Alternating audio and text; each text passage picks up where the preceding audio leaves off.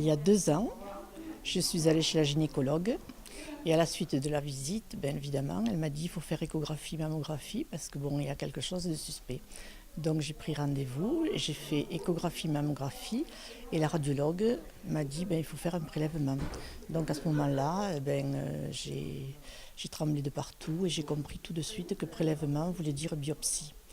Donc nous avons fait elle m'a fait une biopsie et à la suite de ça, 8 jours après, bien évidemment, c'était positif, j'avais un cancer du sein. Donc j'ai été en contact avec la gynécologue qui m'a envoyé chez un chirurgien. Et ce chirurgien m'a reçu vraiment très très bien parce qu'on a besoin de rencontrer des personnes vraiment avec qui on se sent à l'aise, ce qui a été le cas.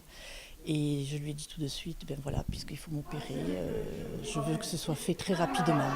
Et il m'a opéré dans les 10 jours. Ça a été fait très très rapidement. Et à la suite de ça, je crois que le jour où j'ai été opérée, déjà j'étais beaucoup mieux. Parce que je sentais que je n'avais plus mon crabe. Et je suis une autre personne depuis parce que ce médecin m'a dit il faut faire de la maladie une alliée. Je pense que j'y suis arrivée dans le sens où j'ai été bien entourée et dans ma tête je me suis dit ça y est c'est terminé, je n'ai plus ce crabe.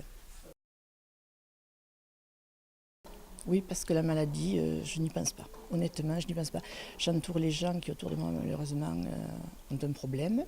Mais pour moi, je n'y pense pas. J'ai 2 ans derrière moi que je pense que j'ai oublié. Et c'est pas fort de le dire, c'est sincère. J'ai oublié 2 ans de ma vie et je suis une autre Danielle. Voilà. Je suis rentrée grâce au médecin, je peux dire son nom, c'est le docteur Farnarier. Je suis rentrée donc dans l'escrime. Et c'est vraiment quelque chose qui me convient.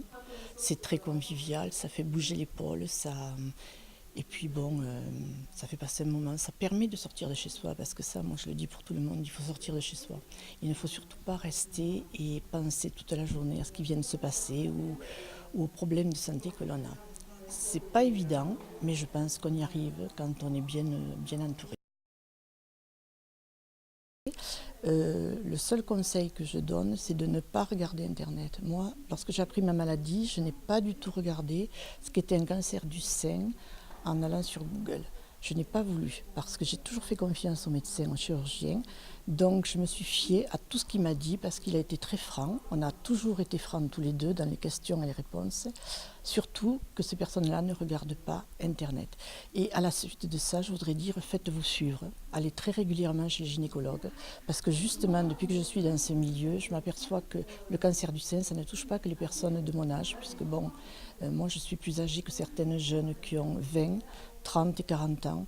Et il faut vraiment, on dit mammographie, échographie à partir de 40 ans, mais moi je pense que souvent il vaudrait mieux commencer de faire une mammographie plus tôt parce que malheureusement il y a beaucoup de jeunes qui ont ce problème de santé.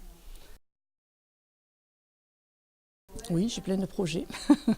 Sortir un maximum, voir du monde.